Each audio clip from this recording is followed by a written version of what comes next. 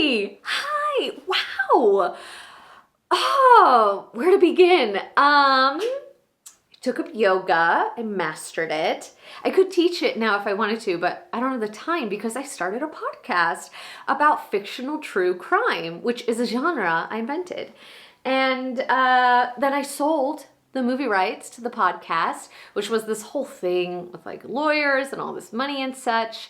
And then I bought a house in the country, which needed a little work. And so I hired this handyman who used to be a model, and we fell in love, and we're getting married.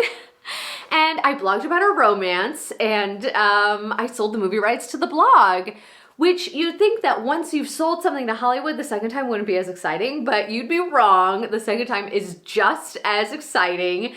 And anyway, yeah, I've been keeping busy. How about you?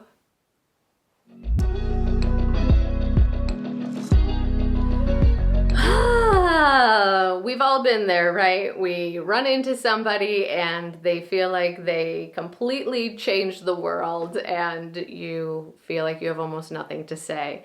That's kind of what this monologue is, and it's from a contemporary play by Patrick Greene called Instructions for Hugs and Other Post-Quarantine Tutorials.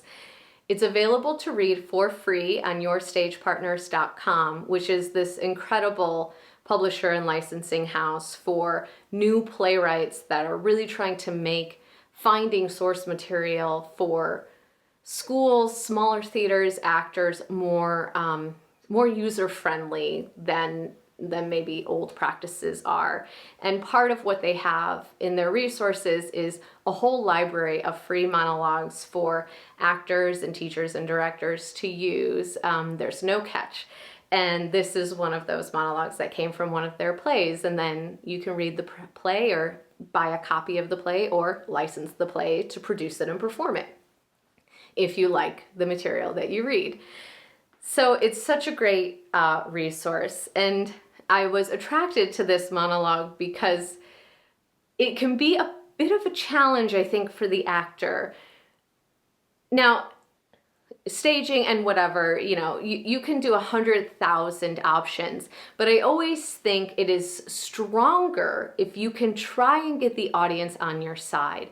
So the trap here is to play Maura really unlikable and like quite smug about what she has done, as opposed to just really excited about life and proud of what she has done.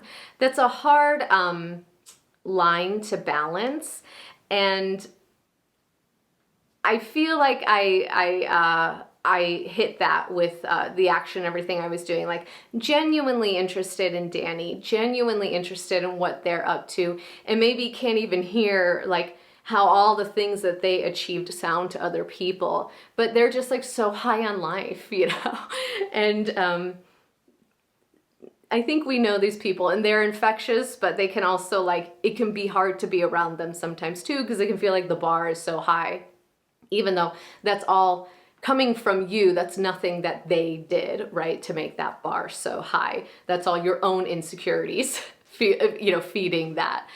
So it was really fun to play with. Again, you can do it 1,000 ways because it's art and we can do lots of things that we want to do. So check out the website. I'll try to remember to include a link below to their monologue resource.